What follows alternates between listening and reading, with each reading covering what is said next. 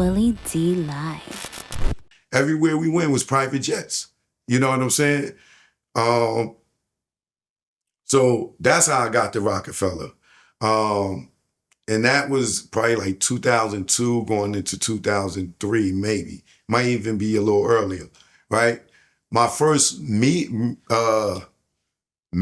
meeting was the marketing meeting for the rollout for the Blueprint 2 album. And the first single was 03 Bonnie and Clyde, which was a remake of Me and My Girlfriend by Tupac, right?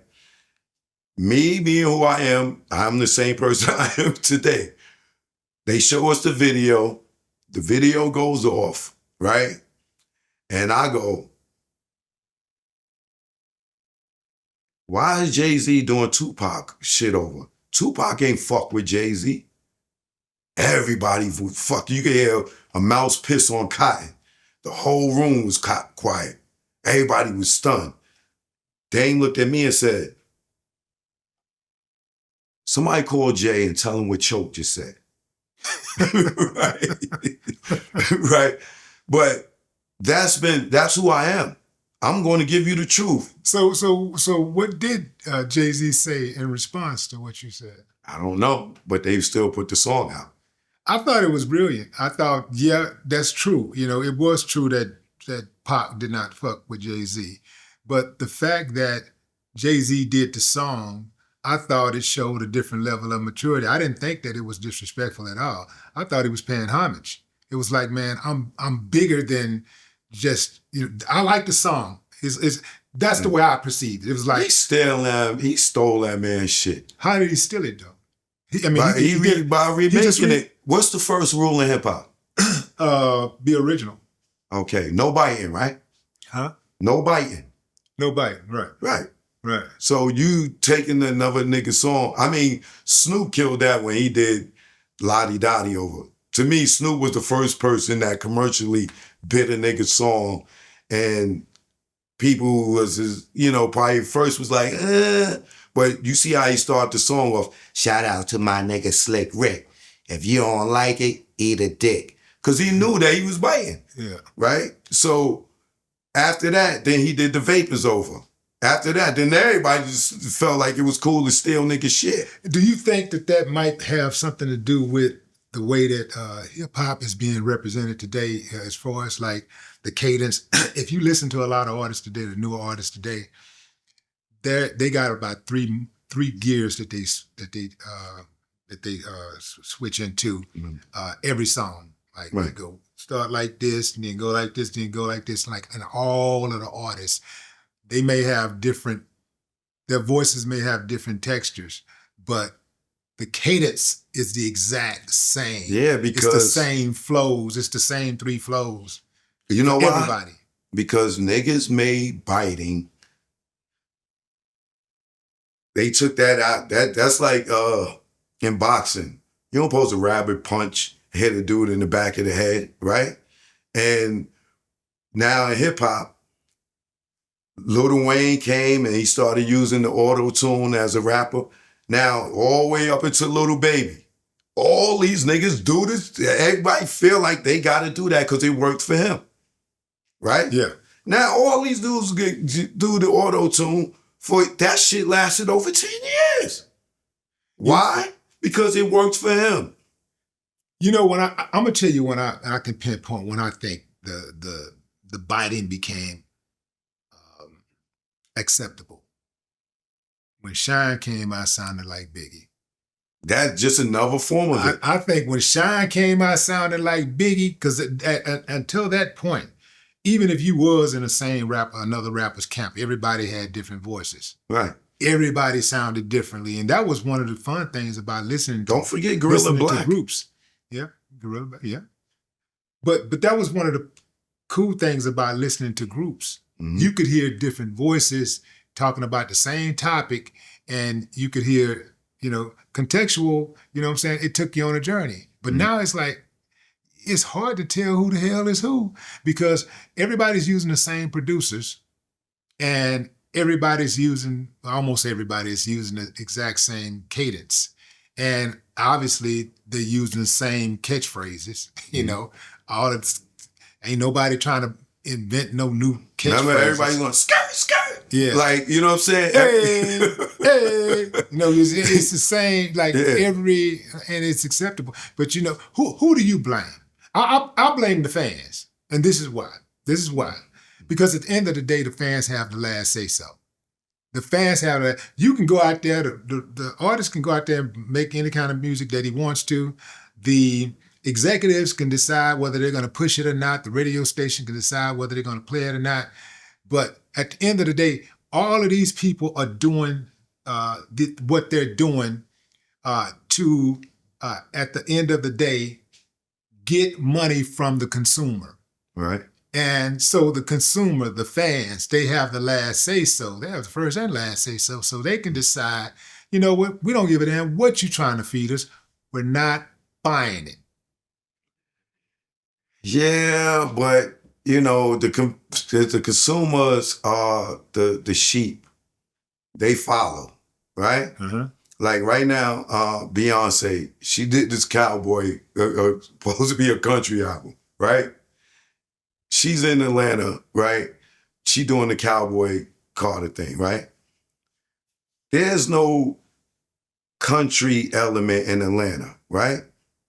But when she came and she's doing this Cowboy Carter album, probably 75% of the people never even heard the album, right?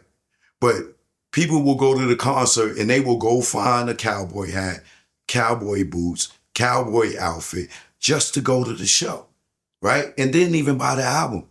You know how many people I asked, did you hear the album? No. So what you going to the concert for? Because they Beyonce fans. Because Beyonce is a cultural phenomenon. Right. And it's just like people see, Beyonce is a total different ball of wax. When you start thinking about Beyonce, you really have to think about events like, for example, it doesn't matter if the Hawks have a winning season or a losing season. You get some tickets to the Hawks game, you're going, right? You get some tickets to the Lakers game. It doesn't matter if they're at the bottom of the barrel or if they're the reigning, three-peat champions. Mm-hmm. You're going to the game. Right. Insert Beyonce. If Beyonce is coming to town to do any damn thing, if Beyonce says, I am announcing my tour where I am going to show up and I'm going to stare at the lake for an hour, join me. They will all be standing there and they're going to be coming to stare at the lake because Beyonce, because she's a cultural phenomenon, she's an event. She's not just an artist. When she shows up, it's an event and she moves the city. She actually moves the city. Mm-hmm. Very few artists can do something like that. So I think... But this is why I tell you, the fans are the sheep. I'll give you a better example than Beyonce. When LeBron came into the NBA, you know what I'm saying? And he started off in Cleveland, right? Mm-hmm. Everybody became Cleveland fans, right? This nigga moves to Miami. Motherfucker, now you Miami Heat fans. I thought you was a Cleveland fan. Oh, no, I ain't a Cleveland. I'm a LeBron fan. Right. Now the nigga move over there he go back to Cleveland. Now you're a Cleveland fan, right? Now he's in LA. Now you a Lakers fan. They sheep. They wherever LeBron go, that's where they gonna go. If he go to New York, they're gonna be New York fans. So I can't really blame the sheep. You know what I'm saying? It got to be the artist to have integrity to be like, yo, I'm not copying that person style. I'm not copying their cadence. I'm not copying their flow. I'm going to do me. You know what I'm saying? Like the Clips new album. I love it because they still be in the Clips. And they killing it. I'm like, I was checking it out yesterday. Right. Man. Them boys. Now imagine Pusha T start putting auto-tune on his voice. Nah. You know what I'm saying? We'll be like, what? Yeah. You get what I'm saying? You know, imagine Jay-Z putting auto-tune on his voice. Yeah. You know what I'm saying? And then he did it for one time. And the remix I put on For My City with Young Jeezy. He like, yo, give me a little T-Pain effect. But then he come out with Death for auto-tune. You know what I'm saying? Jay-Z he does that too.